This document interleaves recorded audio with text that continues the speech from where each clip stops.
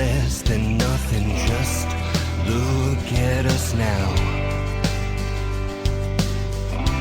In the arms of peace, we long to sleep.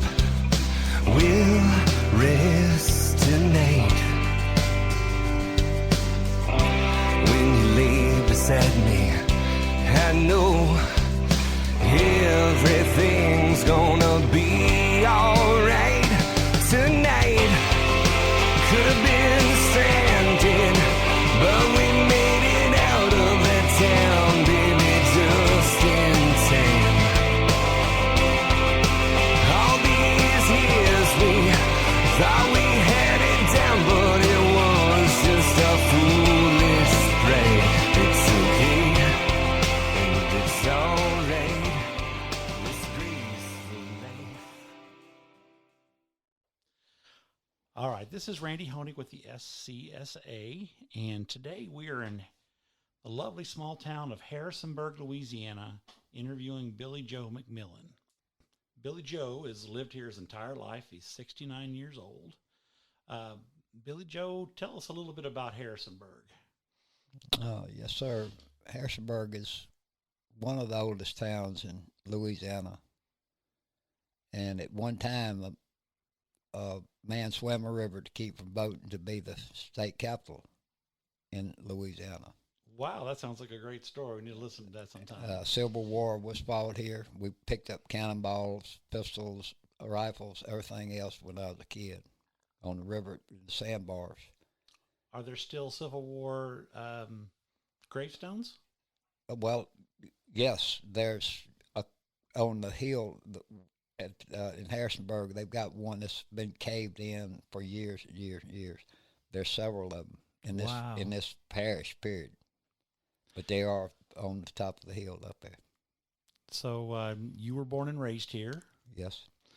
Did you go off and have a career somewhere else and come back, or did you stay here the whole time? I stayed in Concordia Parish with my first wife for, I think it was like 13 years, 14 years. We got a divorce, and I remarried my love, you know. Mm-hmm. And I've always been here, really, actually, right here in Catahoula Parish and Concordia, right across the parish line. Okay. So I assume there's a Catholic church here in town? Yes, sir, there was. And it was out of the Alexander Diocese, and we were affiliated with LaSalle Catholic Church in here, and then Jonesville, Louisiana. And your perpetrator was a part of that church? Yes, sir.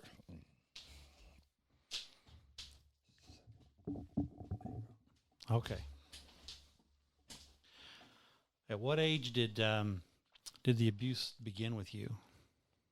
I was born in 1952, so it was about, when it first started, it was around 7, 8 years old. Very young. I actually became alcoholic when I was 8, 9. I'm not now, but I was. Was this the pastor of the church? Yes, several of them. What was the first one's name? Father Leger Tremblay from Quebec, Canada. Is he still alive? No, he's deceased. They're all deceased, I think, now. Were there other boys that were victims as well? Yes, sir. Good friend of mine, he's paralyzed. That's the one I was telling you about, paralyzed. When he stopped and picked us up at this cemetery coming into Harrisonburg. It's the first time I'd seen him. And, you know, we were going to camp out in somebody's yard, you know. We were scared to go in the woods, but we were going to camp out. And he picked us up and carried us up to where we went. Was this also a scout thing? No, sir. So it was just boys from the parish going camping? Yeah, just us, you know. I see. Okay. And the priest was a part of that? No. Had no dealings with it. Okay. I think he was the one that actually that I started being an altar boy with. Okay, that would have been about that same age. Yeah, How big was the church? Was it usually full? it was small. Little bitty Catholic church. Yes, sir. Okay. Beautiful little old church. It was probably 125, 130 years old now itself. It was involved in somewhere along with, it's been old. Does the building still exist? No, sir. The building burned. The steps and everything that we built going up are still there. But the building burned down. Yeah, but the building's gone. How long did it operate as a church? Until what year do you think? Seemed like he stayed there for like 6 or 8 years. And So by the time you were a teenager, the church was gone? no, I wasn't a teenager. I was up to about, I think it went on to about 12 years old, 11. And he would come stay at my house, and he would rape me. At your house?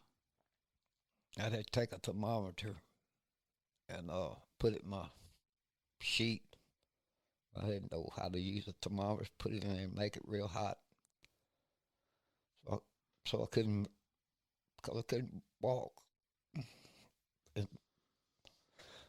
my mother, she'd run my temperature and I couldn't go to school. And I burned my sheets because it had blood on them one time, and I didn't know if it was blood on them every time. But this went on continuously. Were you ever able to tell your parents about what happened? No, sir. But they knew.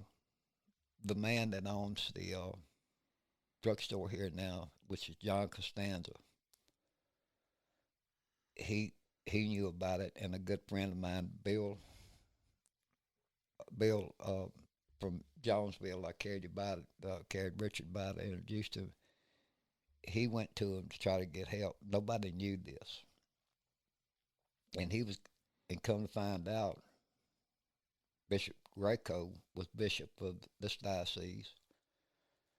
And come to find out, I was told he was a molester too.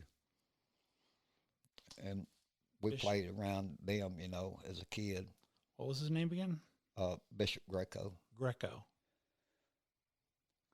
Is he deceased as well? No, he's been deceased several years. I liked him. He never did do anything to me. But you've heard he molested others. Yeah, he's done other kids. And was there only one priest here at a time, or were there often more? No, it's just one at a time. Because it was so small. Yeah. But you also suffered at the hands of other priests. Yeah. My mom and dad won a trip to Acapulco. We had a grocery store right here and feed store and different things. And then we didn't have money. But go ahead. We would when at the store when they left, my brothers were older than I. My sister, I'm the youngest, and they left me at the house, but they were gone. They were out dating and doing things, and I was still a kid, about 7, I think, 6. And they came, it was 4 of them came down from, I know 2 of them were from Shreveport. I didn't know their names. And this was all at one time? 4 of them came to? left me laying on the floor. So this priest that was here let these other priests know. So it was 5 of them altogether. So he let these priests know that you were someone they could abuse. Yes, sir. And then they came here from all over. They left me laying on a cold floor. They would come sliding in with their socks and had their underwear on at first. And for 2 or maybe 2, maybe 2 days, 2.5 days or something like that. They left, and when they left, I woke up on the floor. I was filthy, cold. Because they knew you were alone. Yeah. I wonder how they knew that. I wonder if this whole Acapulco thing was just a setup. Yeah, well, it was a good chance for them to leave me because my other brother, I think, had joined the military, my older brother. And then my sister, she was, she was young. We went to school right here. Mm-hmm. Right here was our school. And my oldest brother, he had polio at one time. Ooh. I mean, my youngest brother. So my brother next to me, older. Were you ever able to confide this into your brothers or sisters? Oh no. So you had to bear all this by yourself. Yes, sir. At that young age, you knew this wasn't something you could share with them. Yeah, he told me. He said, "You don't want to say nothing because bad things can happen to you." So he scared you into your silence. He had a camp. He even moved a camp trailer. We had a camp on Bursley Bay, right down there, and he moved a trailer down there called the Hermitage. He was an artist.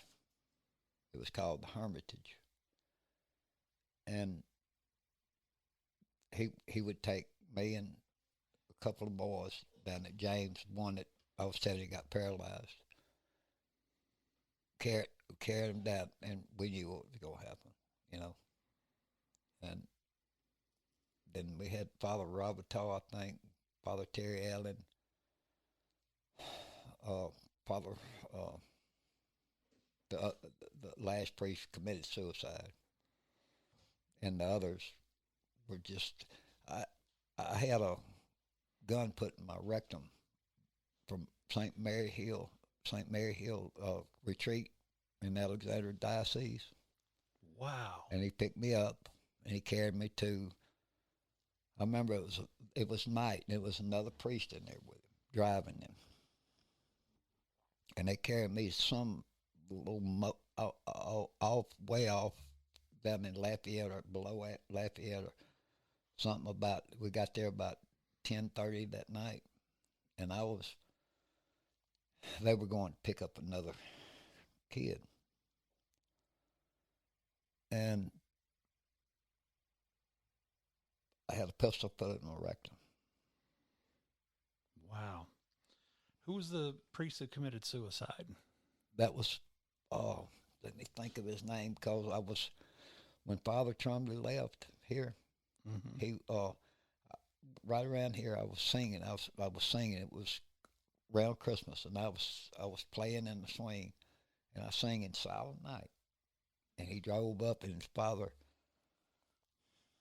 I can think of his name, but anyway. Don't stress over it now. It might he drove up and see Father Trumley had bass. He had boats, he had guns, he had fishing rods, he had a little sailboat, styrofoam sailboat, and it was on a lake, and it was just skis. We didn't have that money. My family didn't, He had everything that I dream of.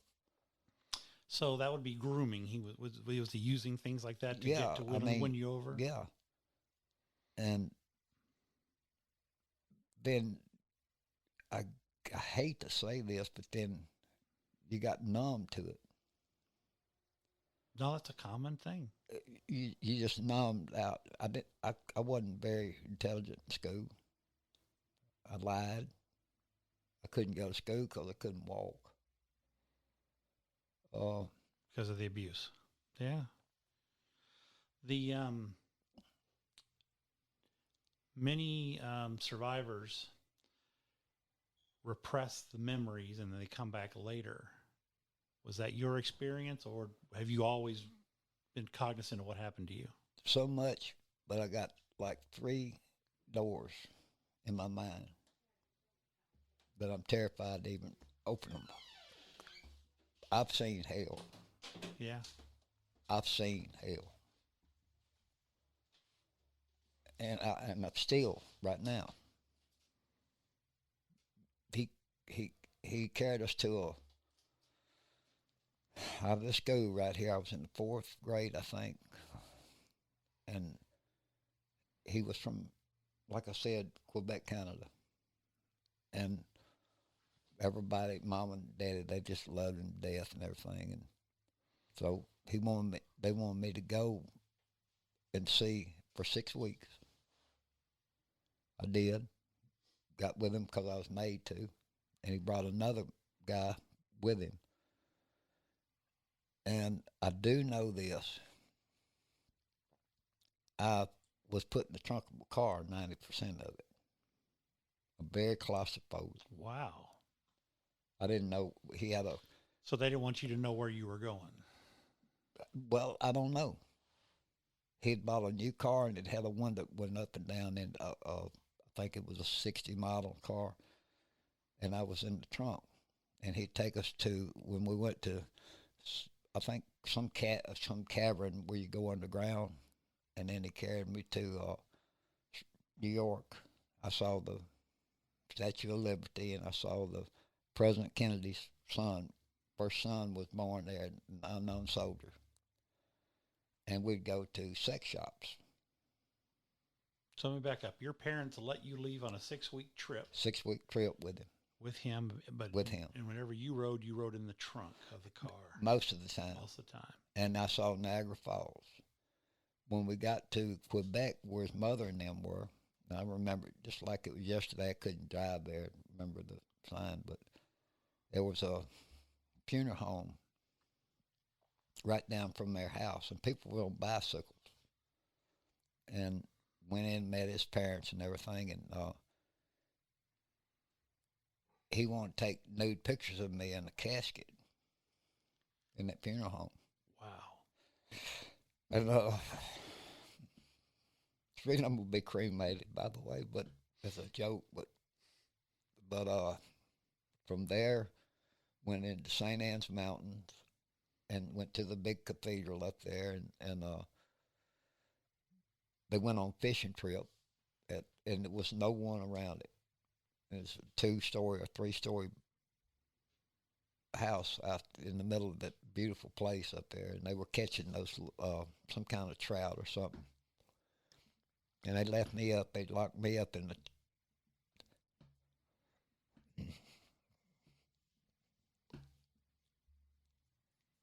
And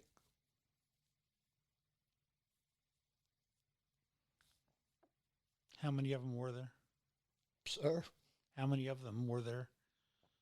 The one that rode with us. Okay. And him. Was there abuse along the way? Did you stop at places? Yeah. From other people? Were there other people? No. It was just the two of them? Just the two of them. Okay. Not then, it wasn't no other. But we went to, it was several places, I saw St. Lawrence River and things like that, but I didn't get to do anything. No. What do you think they told your parents to make them trust them? And what did they say the purpose of the trip was? It was kind of, you take that trip. It was kind of like, I was scared to say no. Yeah. Because. But at that age, they had to have convinced your parents it was for some spiritual reason. Yeah. For, it was a nightmare. When I saw the unknown soldiers thing, I did get to see that. And but when we were going into New York, I remember it was a big thing going across the top. We were on the bottom, and the other was on top. Like a 4-lane or something like that. It was on like bridge pilings going up, and we went through that, and there was a sex shop on right off that road. I remember it just like it was yesterday. I went in there, and he got all kinds of things. Said, "Well, this will look good on you, and look good on you." He brought you into the shop? Yes, sir. What were the names of the two priests? The other one wasn't a priest. Oh, okay. So the other one was his lover. Do you remember his name? I know his name well, and he's a pastor in Gina right now.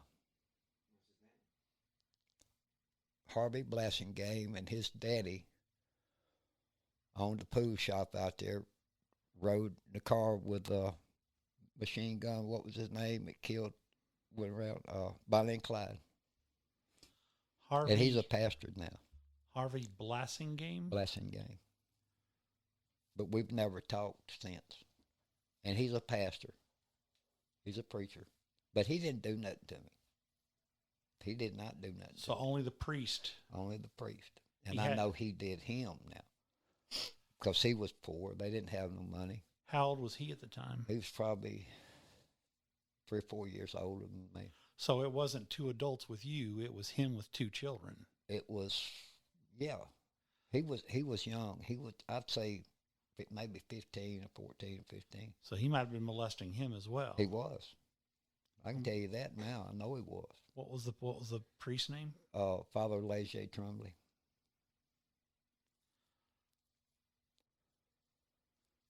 Leger Tremblay. He picked up poor people. He picked up on this 6-week trip. He picked up 4 people. No, he picked up on the poor people. Poor people. Yeah. Yes. Common trend. Yeah. Yeah, we find that these pedophile priests seek out those with poor parental. What's the word I'm looking for? They're where you don't have a lot of parental watching you, Yeah. and kids who are poor. And so, yeah, if he can show you fishing rods and all these things. Oh man, that was right up. You know, when he had that, we didn't have it. You know, I didn't know how to act with her. What city is Harvey have a pet church in? Gina, Louisiana. Gina? Yeah.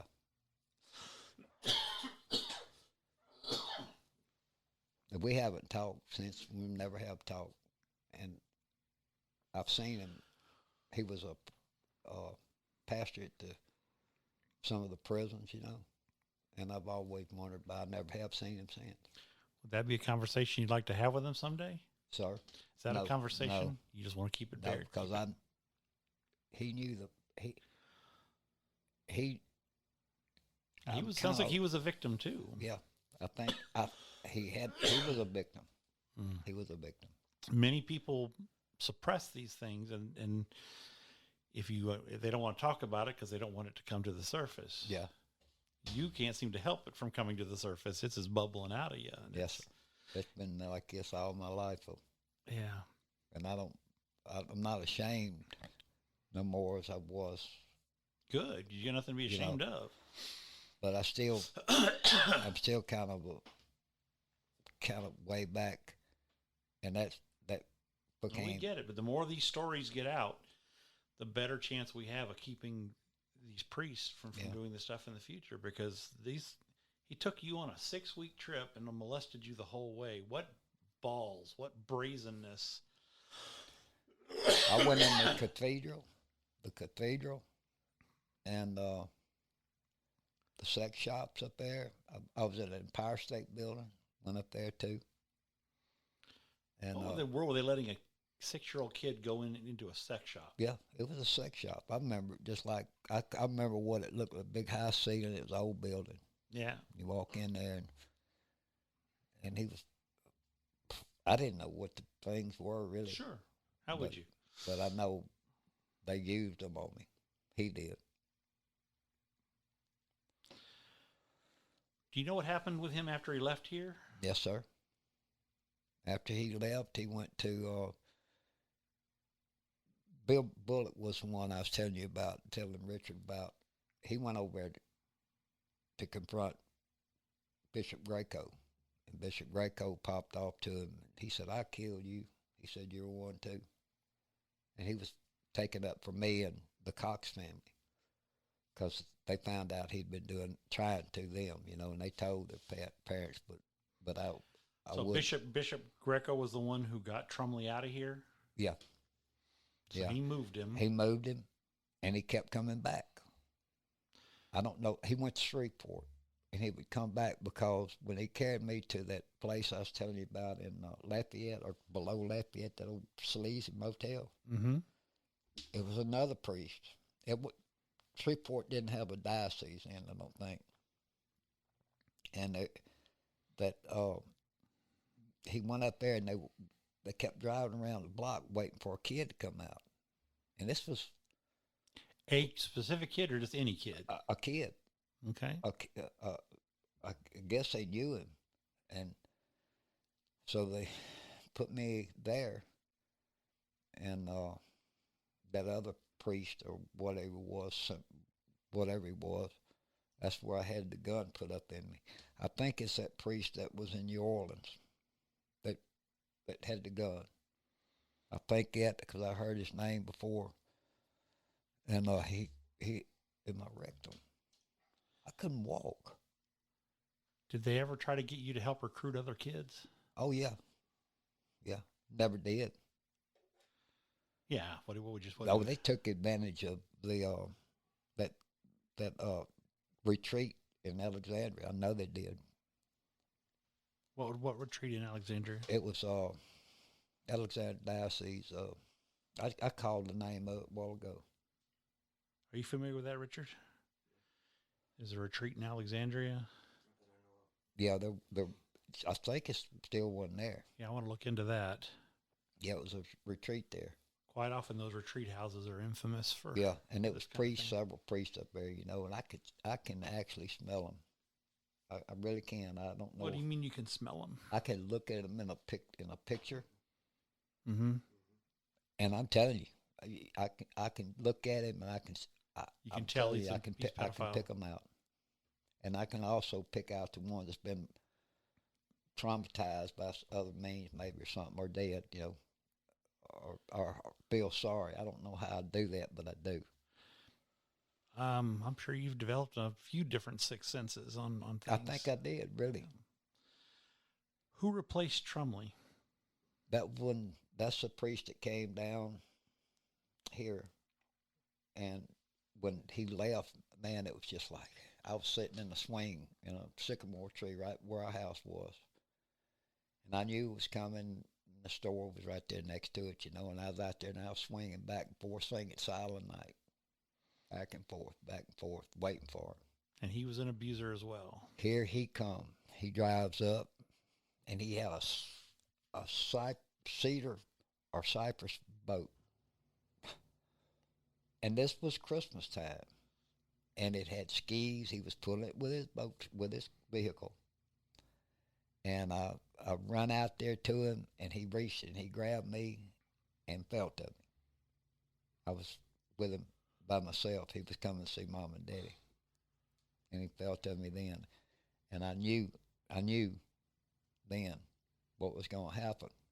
So Trumley probably let him know. Yeah, and Father Franklin. Father Franklin. Franklin. And so when he said that, I knew he was, I knew it. I could smell him. And I faked going to church. I told Mom I was sick, and I kept doing that thermometer I was telling you about on Sunday morning because I knew I could smell him. And they left, and they picked up I call her Nanny. That was my one that raised my mama. And anyway, I was laying in bed, and he beat my mom and daddy home. And he come in, he reached and grabbed my St. Christopher medal. I wasn't sick. I wasn't going to go. Right. And so he reached down and grabbed my St.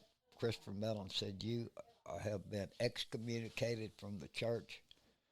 And he slapped me. Because you faked and didn't go.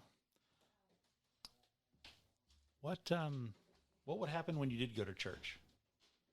I threw up on the altar when it was Latin. Mm-hmm. I threw up on the altar because I was drunk. He would come up there and with his robe and everything, and he was normally naked. Under the robe. And I had to go to confession. And all I could say was, "Bless me, Father, for all my sins. I sin with my brothers and sisters." That's all I could say. He said, "You get your repentance, do this, do that, go back there and get in the car." There you go. Wow. I would slip in the church up there, and our judge, John Reeves, right here, he's our judge right now. And they were younger than I, but I'd slip in that church, and I'd drink wine. And That's how you'd get drunk? I'd play the organ. My mama taught me how to be musical, and they'd come up there and we'd all sit around, and they would even drink some of it, but he never messed with them. Yeah. And then I went to church in Jonesville. But this happened about 10 years ago, I guess. And my wife and I were married, second wife. I said, I want to go to church. I'm Catholic, I fought for this around here. We were in a non-Catholic place. Mm-hmm. And I went in, and I played the organ, and the priest I had never seen before in my life. I kept going. I wouldn't go receive communion because I wasn't going to make that gesture because I was wondering if that little kid over there was being molested, This was 10 years ago. Yeah, 10, okay. 12. And so anyway, I got up and went to take communion. And John Costanza, right here at the drugstore up here in Vicky, very close friends of mine, Catholics, he passed me up. Never seen him before in my life. And I got up, and you talking about embarrassed and hurt. He just walked right past me. And I had to step out of the way. We'd get up in the line, go up there. And he wouldn't give it to me. And that was common. Very common. So you were seen as tainted. He told me, in that bed, he told me I was excommunicated from it, and I didn't even know what excommunicated meant. Well, that isn't what it means. And he just reached and grabbed my St. Christopher. The only person who can excommunicate you is the Pope. And he killed himself right after that. That was Father Franklin killed himself? Father Franklin. He left. They kicked him out because he was a pedophile. But it was hush-hushed. Yeah. Sure did. He committed suicide. He probably saw a lot of cases coming down the pike and didn't want to deal with it. That's true. And he was little bitty, stunk. Yeah. Oh, he tried, Who but came I'd out? run. I'd run. I hid under cardboard boxes. When my daddy had a store, and they had they'd send the groceries in cardboard, big boxes and toilet paper and stuff. Who came after him? Him. That was the one I so I just it told was you Trumley and then Franklin? Franklin, yeah. And who was after Franklin? One from, he was did the rodeo thing over in Alexander Diocese. And then they moved him, they moved another one in there. He didn't like me. They knew me. Yeah. When I'd walk in, they knew me. And when I'd walk in, people would turn around and look at me like, what's he doing here? Like I'm the... Yeah, victim blaming. Yeah. Yeah, that's a... You didn't feel comfortable. If you don't feel comfortable anywhere, you get out, because you're not welcome. And that's an abuse as well. That's right. Yeah, especially if the church means that much to you and you're not made to feel welcome there. There was a guy in Lake Pontchartrain. I remember my brother knows his name, but not Usos, but it was something. They had a camp down there, and it was different priests come up there, and it was like 3 or 4 of them. I remember the walkway going out to it, catching crab. I was catching crab off of it, and he got us down there then, and I know he got them other ones. Loudens, Mike Loudon, and but it was several priests there then, So I had, I think it was 2. I was asleep. You mentioned you've been married a couple of times. Yes, sir. How did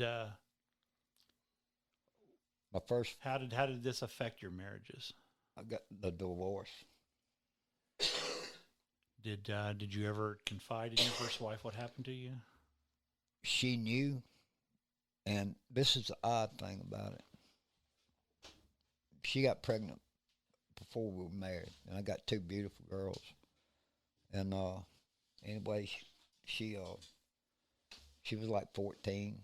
No, I guess she's about 14 years old. How old were you? Or 15. She's 15 years old because she was in junior high school, and I was 17. And she, beautiful girl, and then I just was no good. I was a drunkard. I was an alcoholic, and I did experiment with drugs, but I don't no more. So the drinking continued from 9 I years was old. an alcoholic. Yeah. Sir. I mean, really, that's what I was. Everybody has to have their coping mechanisms to deal with these things. And I was scared to be alone with my kids. Because you might That's pass the reason out or I something. wasn't a daddy when they really needed to be there. Well, I shunned it because I was scared I was going to become one. And I'd have blown my brains out. I attempted suicide so many times. They've wrecked with me and they're suicidal. And I just didn't aim right. How'd your first marriage end? Divorce. It was, I really don't remember. I know that I wasn't a good husband. Yeah. And I wasn't seeing anybody else because I was taught when you married, you married. Yeah. But I had the two kids, and she really didn't know nothing about it. Sure, not at that age. No, my wife didn't. She didn't. At that Nothing age. about what happened to you. Yeah. Okay. Matter of fact, my son-in-law, my brother-in-law was Frank Ricotta. He was football coach and big-time football coach in Slidell. His son is now. And I was always afraid to be around my daughters. And I'd take them back and let them shoot the guns, and things like that. But I was scared because I was a drunkard. Yeah. Really. That's what I was. I was GDing and MFing and tough, and I'd fight. I wanted to be tough. I didn't want nobody to know about it. Well, I think that's a common thing, too, to overcompensate. you got to be tough. Yeah. You're going to be tough whenever, and nobody's going to think you're tough if you're having sex with a man, Wow, yeah. And so, come find out she got molested too. And that was a part of the first marriage. She got molested by one of her family members. What about your daughters now? Do you have any kind of relationship with them? Richard knows them. They're beautiful. They're tough. They know what happened. So they're in They your life? understand me. They understand why I don't go, because I'm still hesitant about where I go. I still feel when I go in a place, I'm just like it. Somebody's going to see me. Yeah. And I feel like I'm dirty. And then my next wife, I was working diving for underwater completion team offshore. And I loved it because nobody could see me. Interesting. I was in when I get in the water, I learned how to dive early age. But when I get in the water, even Mississippi, as mud as it is, it's kind of like, hey, I can hide here. that's a high gear. Nobody can see me. Wow. And I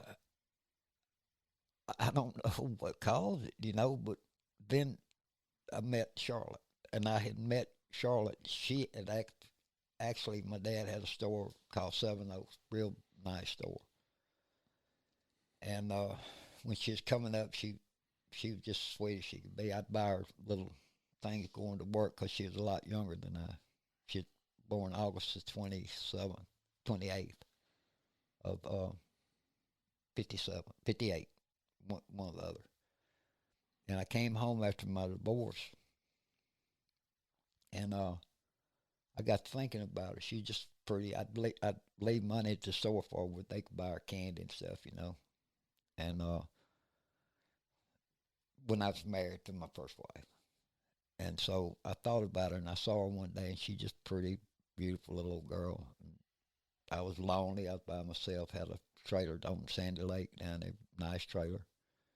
Come in from work by myself and running from the law because they were going to put me in a mental thing because of the sex thing. They wanted to put me. They wanted, because of the abuse you suffered, they wanted to put you in a mental Well, hospital? I was crazy. Yeah, I was going to ask you about that. Yeah, did but did you commit crimes? no. I never hurt nobody.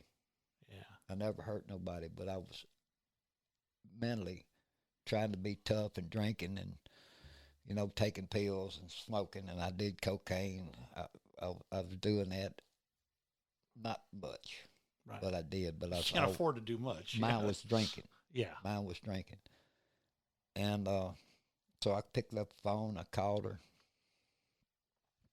to ask her daddy, just to see if I could hear her. She's done become a lady then. Yeah.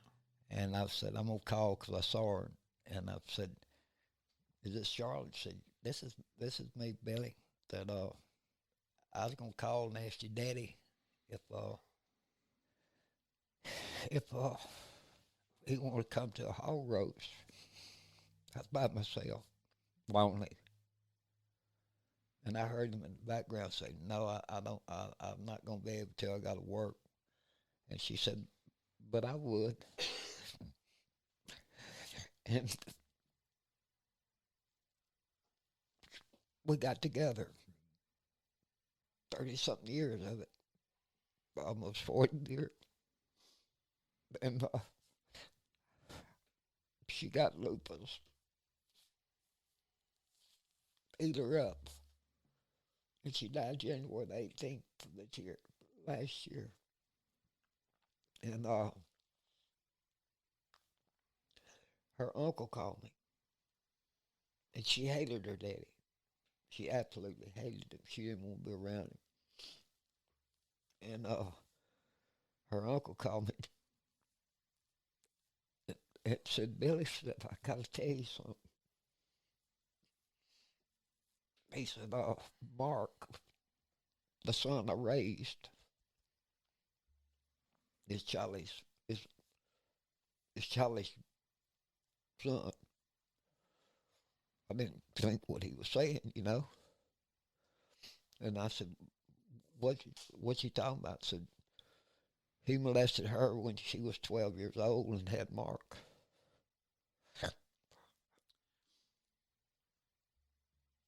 So Mark was the result of incest. She was always strong. She was my heart.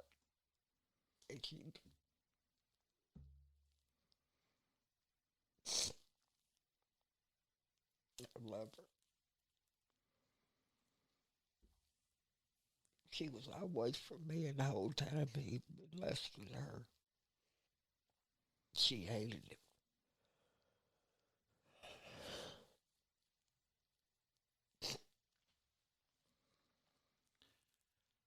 I committed suicide several times. And they brought me back. But I couldn't believe it. So you're a spiritual person now. Yes, sir. Very. Are you a practicing Catholic still? I'm thinking about going this Methodist church down here because I watched my programs, Tomorrow's World, and all these on TV, Sunday morning. Yeah. And the closest thing to the Catholic Church is a Methodist with a communion. And I'm thinking I'm going to go. That's one of the oldest churches around here. But I asked Steve because we wasn't allowed to go in the Baptist church or the Methodist church. I wasn't allowed to be in Boy Scouts. Yeah. I grew up in a similar family. Yeah. They didn't have us like that. So I think my mother would rather me be an atheist than me be a Baptist. That's right. That's the truth. That's the That's way a lot of Catholic mothers were. And right here, right there's where I was born. How does your spirituality get you through the day? It's I love my Lord Jesus Christ more than myself. I ask him to please make me a better person to understand. And the ones that I've sinned against God when I've sinned, I also sinned against you. And I'm asking forgiveness from you and ask forgiveness from them. And the ones that sinned against me, I'm asking you to forgive them, which is the priest, and give me the ability to forgive them. So I forgave them. I forgive them, but I can't forget them. Yeah. I can't forget them. I know what it feels like when you walk and you can't walk. Yeah. I know what it feels like when you have feces on you or whatever.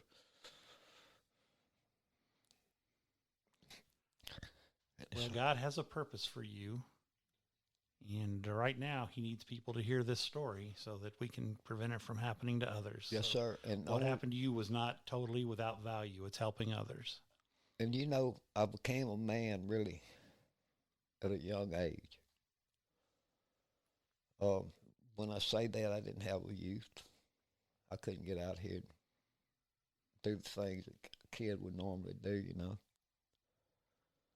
And our biggest treat we ever had was a Coke with peanuts in a bag, put in it, and would bumble up. That was I remember doing that. Yeah, that was good, you know. And we ever got that, we had a treat. So it was really good, and I'm just proud that I met this man right here, Say his name so we can. That's Richard? Richard, Yeah. because, A lot of people are thankful for him. well, see, that priest that was in New Orleans that I heard he was bad with shooting guns and stuff. That's that priest that was from St. Mary Hill, and it had to be him. Put that gun in my rectum, and it was a pistol. Well, Billy Joe, I'll tell you, I will end with, I just want to tell you something. That my mother passed away a few years ago, and she had a stroke a few years before that, and it caused her a lot of pain. It's a unique kind of stroke that gave her phantom pains in her arms, and she would wake up crying every morning, just this pain, and they could never figure out the cause of it. And she took great peace in a priest who had once told her, offer your pain up to God. And whenever you feel in the pain, offer that up to God. And that's, you know, that there's the purpose for that pain, and it's to help other people, maybe that'll help you get through the day. Well, one other thing, when I was going to dive on a new bridge in Natchez, they were building it, and I loved diving. And anyway, my wife and first wife, we'd broken up, and I said, well, I'm going to kill her. I then made my mind up. I'd go sleep behind the levee, just make sure that nobody was hurting my kids in the truck, freezing to death. So I went to the camp on Black River Lake. We had a camp there, and got me a fifth of whiskey. I took a little truck, I cleaned it out, and I found me a ditch, had water in it. And I said, well, that's what I'll do. And I took all the beer cans out of it. I said, I don't want them to see a dirty truck inside with beer can floating around it and me drown it. I went past it a couple times and chickened out. And my brother-in-law come down the football coach. He came down. He said, Billy, you okay? I said, no, and I was drinking Old Crow whiskey and had a gun. He said, look, I'm going to go get us something to cook, because he was a very good cooker. And he said, I'll be back. He said, I'm going to spend some time with you. He left, and the next thing I know, damn, it was cops everywhere. They come in, they put me in a straitjacket. I had a 20-gauge double-barrel shotgun in my mouth with a fifth of whiskey. They carried me to Concordia Parish Jail. and I didn't know what I'd done. And they wouldn't let nobody see me. I was freezing to death. I was cold. And I remember put me in a drunk tank, and that black guy come up, and I said, "Sir," I said, I need to do something. Go use the bathroom or something. I was in that tank, you know. He said, "You don't need it." And my temper, I mean, immediately. Then I knocked on. I said, "Look," I said, "I'm about to die." And when he opened the door, I went down. I went around like that, and I said, "Now." And so they got the guns on me, man.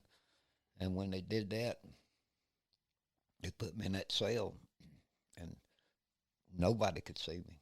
And so next thing I know, one friend, Dickie Wiles, came up, and they let him come in and see me. I knew the sheriffs and all of them real well because I dove for them, worked with them, and everything else. And he came up, and he said, I told Randy Maxwell was the sheriff. I said, he said, "We got to take you to, you know, am I going in a cop car I'm going crazy or what?" Dickie came in and said, "I'd talk to me and let me go to see a preacher in Alexander." This is 12 o'clock midnight. My parents, nobody could see me. They brought me a shirt and carried me over it, and the 2 or 3 of them did, you know, and go in and counsel with that preacher. And I was looking on the wall when I was in there. I was scared to death, and I was looking. I saw his pictures of his kids just like this, and I was looking at them, seeing summer and hope. And he come in there. He said, "Sit down and introduce yourself." He said, "Billy, what do you want in life?" I said, "I want that right there." And he turned around. I said, "I want my family back." He said, "You're a damn liar." And buddy, I come up like that right there, and I'm talking about a monster. Wasn't no way I could hurt him. He said, "Let me tell you something." He pushed me back down in that seat. He said, "If you'd have done what you were going to do, you don't know how close you come to committing suicide." He said, "You wouldn't have your kids." He said, "That ain't bad." He said, "You dead and you gone to hell." He said, "Let me tell you what, because you don't know how to be a daddy to them. You're scared to be around them." He said, "When they die, they're going to go to hell." And he said, "When they go to hell because they're pimping on the streets of wherever, you know, they do drugs and pimping out and whoring," he said, "they're going to look at you with maggots and fire and going to say, 'Daddy, you put me here.'"